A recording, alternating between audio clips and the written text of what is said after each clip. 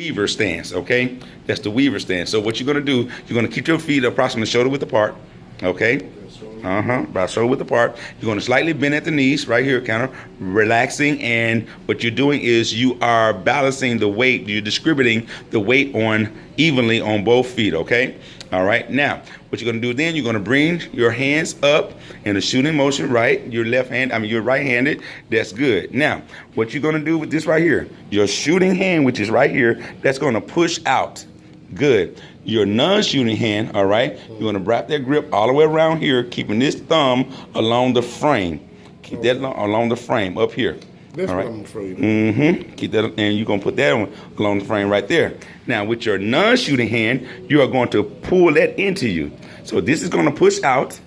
This hand right here is gonna push out good, and that one's gonna pull in. So it's a push-pull technique, okay? Now, what you're actually doing right now, you are actually bringing stability to this weapon. Because one arm is pushing out, your firing arm is pushing out, and your non-firing arm is pulling in, all right? So that brings stability to that weapon, okay? You always bring the weapon up to your eyesight, okay?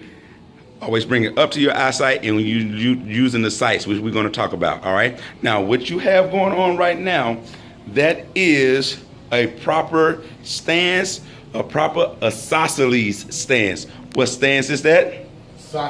Isosceles. Now, the reason why they call it an isosceles stance is when viewed from above, your arms are creating an isosceles triangle.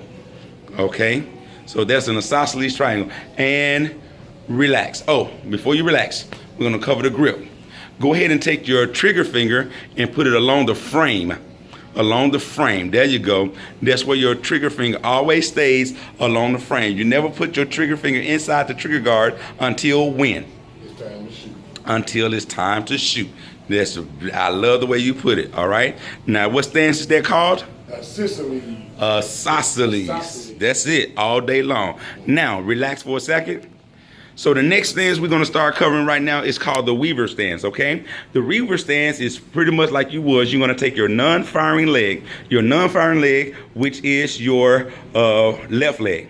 You're going to place it in front of you. You're going to slightly bend at the knees, okay? Your firing leg, you're going to place it behind you and to the side, and you're going to keep it straight, just like that, okay? Good. Straighten the leg out in the back. There you go. Bend that knee right there in the front. There you go, right there. You're going to keep your body erect. You're going to bring the weapon up.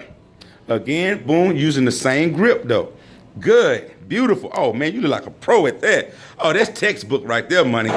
That's textbook right there. That stance is called what?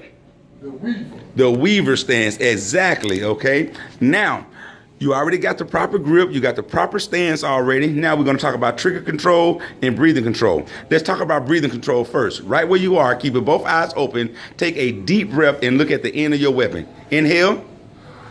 Exhale. Inhale. Exhale. Inhale. Exhale. What is the tip of your weapon doing? Moving up and down, exactly. The reason why it's moving up and down, because that's when the air fills your lungs, it makes the weapon go up. When the air deflates out of your lungs, it makes the weapon go down. That is important because while you're breathing, it changes your sight picture, okay? So you're gonna hear me say breathing control. That means pause, hold your breath momentarily before you squeeze that round, okay? In order to get a good sight picture. You with me?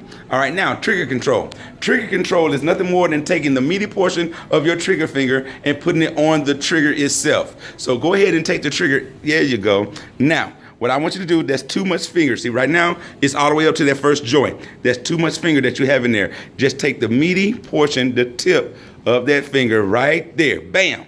That's where I wanted it, right there. That's the trigger control. And you pull that trigger straight back, very slowly, straight back, slowly. Good. And release. Now, each round should be a surprise to you. Each time that hammer falls, it should be a surprise. You should not anticipate when that weapon is about to fire. That's how slow and smooth your trigger pull should be. Okay? You with me? That was good. All right, and relax.